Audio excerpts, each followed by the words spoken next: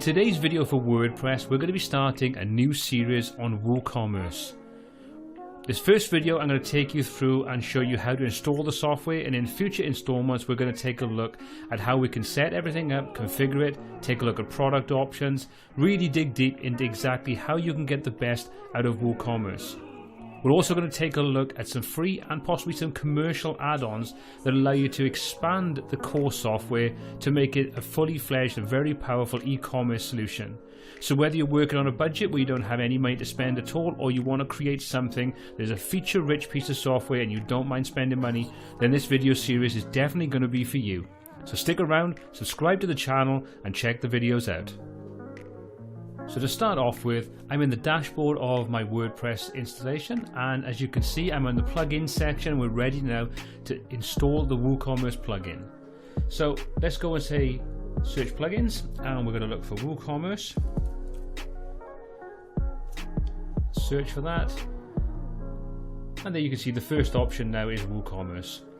So all we need to do is hit install now and let that download the piece of software, and then we can start the installation process and we can go through the initial setup stages to get everything configured, ready to start working with this plugin and with our WooCommerce store.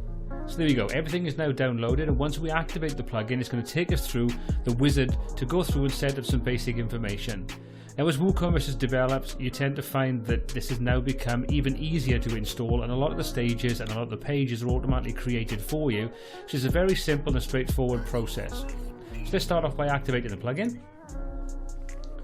and once we've done that, that'll then load up the first step on the installation process. So as you can see now, we are ready to start installing. So from this point we can use the wizard, and as you can see it's purely optional. We don't have to do this. We can go and do everything manually if we want to. So we could hit not right now if we want to go through and configure everything later on ourselves, or we can hit let's go and start configuring some of the basics. So for this video we're going to do that. So let's hit let's go. That'll take us through to stage 1. As you can see, this is the basic setup. What this is going to do is this is going to create some initial pages, essential pages that your site needs, such as a shop and basket and checkout and so on. If they're not already created, this will do it for us.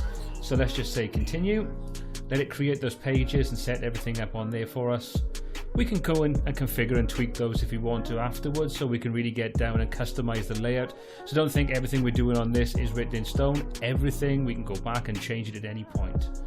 So the next thing we're going to do is specify where the store is located. Now for me, I'm going to set this up to be the UK. So I'm just going to go through and find United Kingdom. Pound sterling, you can see it automatically sets that because I've set my country to be UK. And you can see it's now setting up the weight and the size units to be kilograms and centimeters, but we can choose anything else we want from there, from kilograms, grams, pounds and ounces. And we can choose centimeters, meters, millimeters, inches and yards. So once you've chosen the weight and the dimensions that are relevant to you, hit continue, or alternatively you can skip this step and you can set it up later if you want to. We'll hit continue. Now we're going to move on to shipping and taxes. So you can see we have the option now, will we be shipping products? So if you're dealing with physical products, then yes, you're probably going to be shipping them. But if you're dealing with digital products, digital downloads, ebooks, music and things like that, then you can uncheck this if you don't want to ship anything. You can also choose whether we're going to be setting a sales tax. Now for this example, I'm going to leave that as empty. We'll go in and configure that later on, and we'll hit continue again to move on to the payments section. So you can see now we have a range of different options that we can pick for our payment option. So we've got PayPal and Stripe, and we've got PayPal standard, check payments, back transfer and cash on delivery. There are additional options available, and you can purchase extra payment gateways, and we will take a look at what's available in a future video, and we concentrate on the whole payment gateway side of things.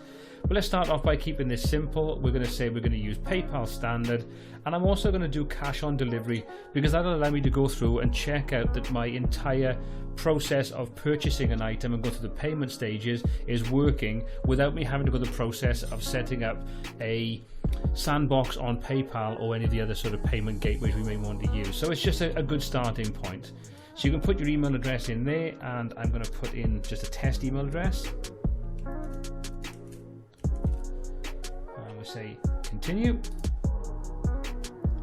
And you can see now we're at the final stage where it tells us everything is ready to go, saying do we want to allow it to be even more awesome, allow WooThemes to collect non-sensitive diagnostic data and usage information.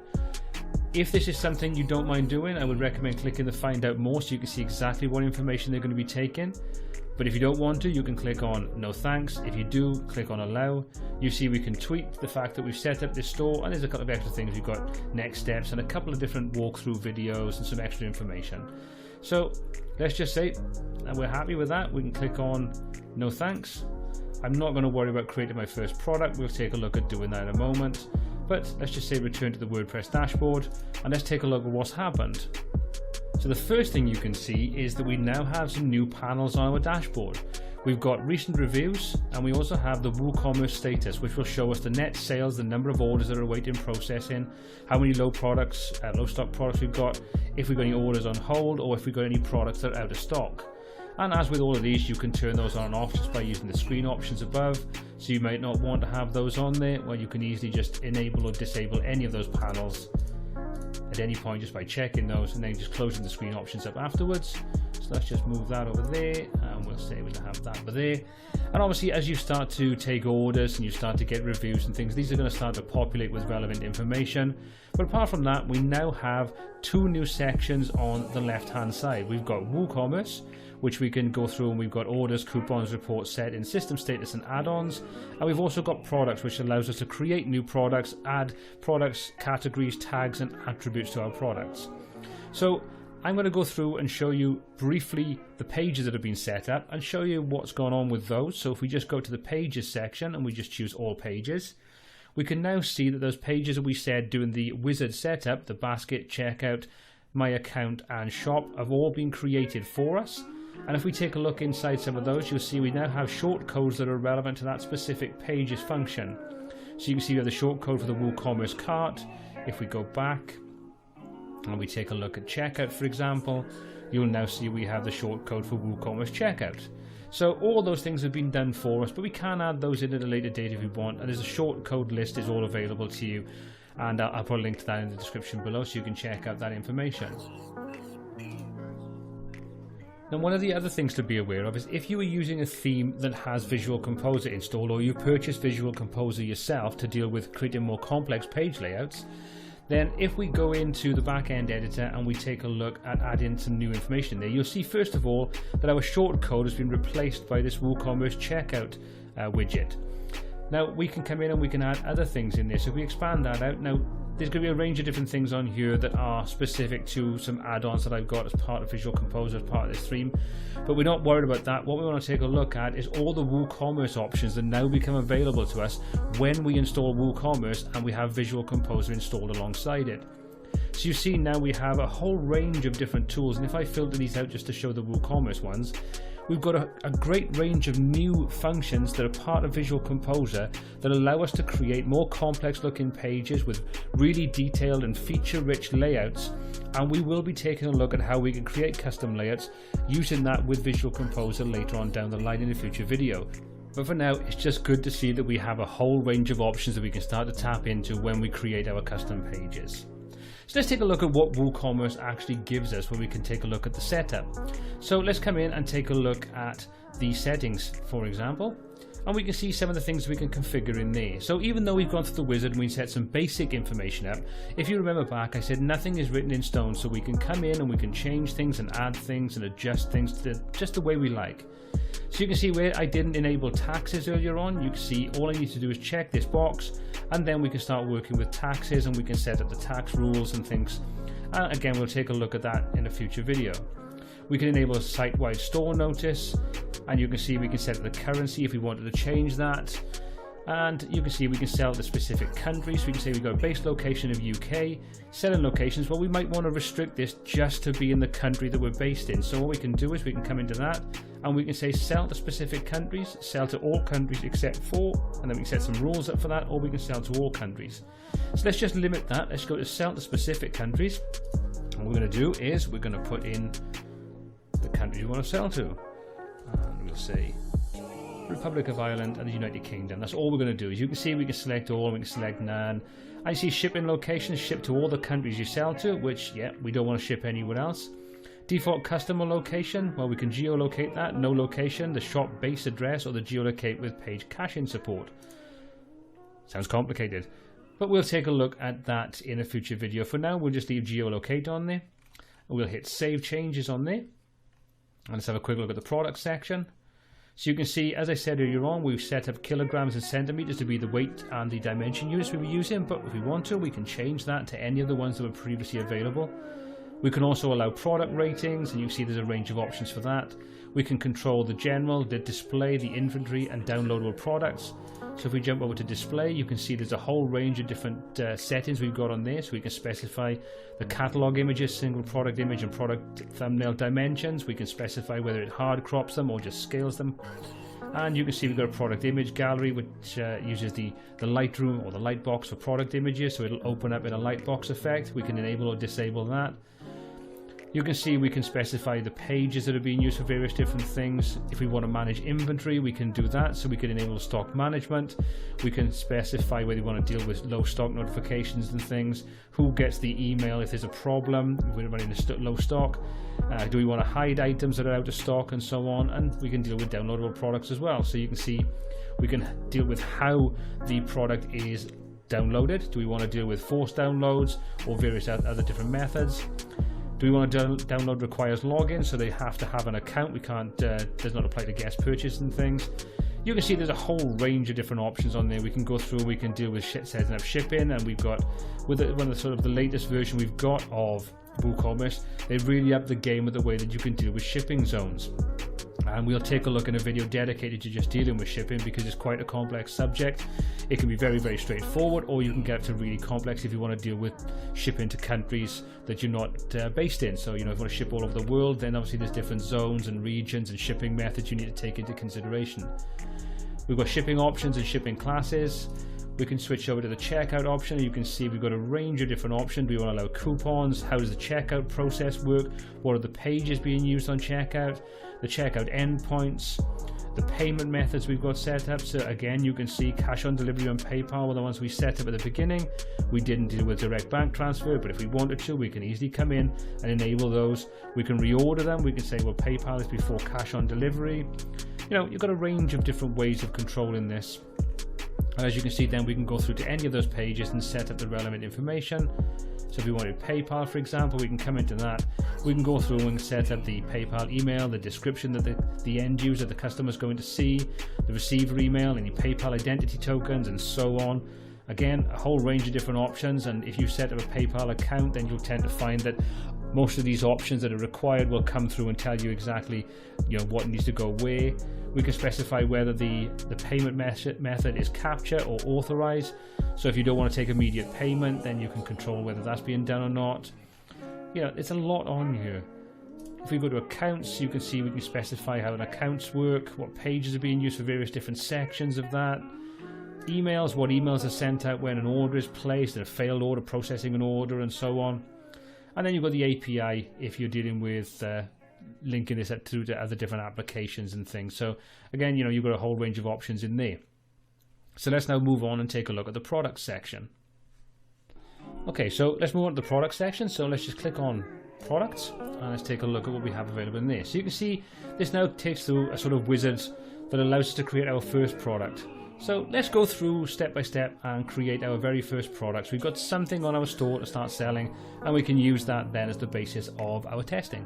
So let's create our first product. We're going to keep this very, very simple. You can see we've got a wizard that will take us through and tell us what each of the different key options are and how we can use them. So you can go through that if you want to. So we can say we want to give the product a name. So we're going to call this sample widget. We can give it a description. And for now, we'll just put some filler text in there. We haven't any categories set up yet, so let's create a new category. So we can click on add a new product category. And we're going to call this widgets. And we'll add that. So now that automatically links this product to widget, because it thinks that if you created a category while creating a product, chances are you're going to want that product to be linked to that category, which is fine. You can see then we've got a whole range of different information. Then we've got general, inventory, shipping, linked products, attributes, and advanced. We also have product tags we can apply. If we scroll down, product image and product gallery. Now if you're looking at this and think this is very complicated, this is part of a theme that I've got. It's a commercial theme, so the things like the header options and title bar and so on, they're theme specific. They're not part of WooCommerce, so we can just minimize those for now, and we'll just reorder some of these things so it makes a bit more sense for this particular section of our site. Okay, so we can now assign a product photograph. If we've got multiple images of that product, we can assign extra images to the product gallery. For now, I'm going to leave that empty. We'll take a look at adding a product image later on. You can see we've got different types of products, and that will affect what information is being displayed and what we need to fill out in this second section, which is the product data block. So you can see at the moment we have simple product, but we can also choose from group products, external affiliate products, and variable products. Now variable products, if you consider something along the lines of a t-shirt, you could have a t-shirt that's in small, medium, large, extra large, but you could also have that t-shirt in black, white, red, green, blue, and all those color options. So there's a whole range of different variations, and that's where you start using things like variable products. We'll take a look at that in a dedicated video, in a future video. But for now, we know we can create all those different kinds of products. So we're going to keep this as a simple product to start off with. We can specify whether it's a virtual or a downloadable product. We can put a price in. If we want to run a sale price on it, we can do that. We can also schedule the price. So let's just say this is going to be $9.99 for now. It's not a virtual or downloadable product, it's a real product. Inventory. Do we want to deal with inventory? Well, we can do if we want to. We just need to check the enable stock management at product level, and that will allow us to control the number of products that we have in store at any one time. And if we've got everything configured nicely inside the WooCommerce settings for product management, then or stock management, then that'll configure and control the way that's handled in your website. For now, I'm not going to worry about it, but we're going to call this widg 001 or WID. So we've given that an SKU code. Is it in stock? Yes, it is. Sold individually. Do you want to enable this to only allow one of its items to be bought in a single order? If you want that to be the case, such as a membership, for example, you might say, well, only one is available per customer. Then you can check that box and they're only allowed to buy one. Does it require shipping? If yes, you can set up your shipping class to choose how that's being shipped and the costs. You can also specify the weight and the dimensions. So if you're using a flat rate shipping fee, you can use the shipping class to do that. Or if you were basing it upon weight or dimensions, then you can use the calculations or the information that's being placed into these different boxes to calculate the overall shipping cost. For now, we'll leave that all as it is because we haven't set any of those shipping classes up yet, and we'll look at that further on down the line. Do we have any linked products? Is this product linked to an additional product? So say, for example, widget A required widget B and C, then you could specify those linked products. You can group them together. You can upsell or cross-sell. So you can control that. And all you need to do is start typing the product name in there, and it'll start to search through your site's database. And when it finds something that matches that, it'll allow you to quickly add that in there, and you can apply that to as many upsells or cross-sells as you want. And depending upon the theme and the design that's being used for your web store, then that'll sort of dictate exactly how it looks. But normally this will be underneath the product description and options on your page, and you've probably seen it on things like Amazon, where you can buy another product. It's a more expensive version of your widget, or you can cross-sell to other things that are related to that product. Well, you can control exactly what products fit into those particular categories, or if you want to group things together. Attributes. This is something that starts to get more complicated. You can have different attributes that are assigned to a product, and we'll take a look at assigning attributes and creating attributes in a future video. But for now, we're going to leave that blank, and we'll take a look at that, like I say, further on down the line. And then finally, we have advanced. So you can apply purchase notes, you can specify the order inside menus, and you allow reviews to be enabled or not. So we'll say yes, we want reviews on there. So we put the basic information in there. If we wanted to apply some product tags to allow people to filter based upon other criteria that don't fit into our categories, then we can apply product tags, and then any product that falls into that tag group, when that tag is clicked, then it will take them through and show them all the products that fall into that particular tag. It's a great way if you've got a complex layout, or you've got products that don't naturally fit in other areas, you don't want to put them in other categories, but you'd like to link those products together. That's a good way of doing it, is by using product tags, and we'll take a look at that as well when we start to really focus in on creating more complex products. But for now, we can hit on publish, and then that's our first product basically set up. You can see we need to add some shipping zones, and like I say, we'll take a look at that a little bit later down the line. We can also apply in there a short product description. So what we'll do is we'll come into that and we'll just put that in, and we'll just strip out some extra information in there. So we've got a shorter description. Now this is kind of dependent upon the theme that you're using, and different themes will show different layouts, but it's worthwhile having those in there because you can use different keywords and phrases, and that's good for your search engine optimization and to allow people to find those products. So we'll hit update on that, and that's our first product created. So if we click on products now, we can take a look at, there's our product. So we can do our normal things on there. We can just come in, we can edit it, quick edit it, we can chuck it straight in the bin, we can view it, or we can duplicate it. So if we wanted to create widget 2, which was just a slight variation upon the first one, instead of having to go through the entire process of creating everything from scratch, we could duplicate that and then just quickly go in, edit the product and change the information to what's relevant to the second product, the third product, the fourth product, and so on. So it's a quick way of working. If we want to go in and check the categories we've created, or we want to create new ones, you can see we can do that from within this section. And if you're familiar with WordPress, then all this layout is going to look very, very familiar, especially if you're used to dealing with the blog section, which has tags and categories, and it works in a very, very similar fashion. If we go into tags, you can see that any of the tags we create now, or when we create them with a product, they'll all be listed in this section, and you can see we've got descriptions and slug, which we can control the actual link that's going to be clickable, so we can make that a nice SEO link if the description or the product name, or the tag name isn't necessarily that descriptive. So we can, we get full control over that, and it'll tell us the number of products that are associated with that specific tag as well. And then finally, we've got the attributes section, which, like I say, we'll take a look at in more detail, where we create some attributes and assign those to products. But you can see we can come into this section and we can control exactly what's being used, how we set them up, the names, the slug, the type, and order by and terms, and so on. So that's the basics of installing WooCommerce. We've gone through and created our first product. We've created a category for that product to go in. We've taken a look at some of the settings, and we've seen exactly how easy it is to change any of the settings we've previously configured. So that pretty much wraps up this first video on WooCommerce. In the next video, we're going to go through and we're going to start creating the pages and fleshing those out, so we've got a fully fledged site ready to start adding our products. We're then going to take a look at linking things into Slider Evolution, so we can have an eye-catching slider on our homepage and any other page we want that links through to the products that we have available to us, so we can update the products and update the slider automatically. So whenever anybody lands on the site, they're going to get a really nice looking eye-catching slider at the top of the page that drives that traffic through to help with your sales.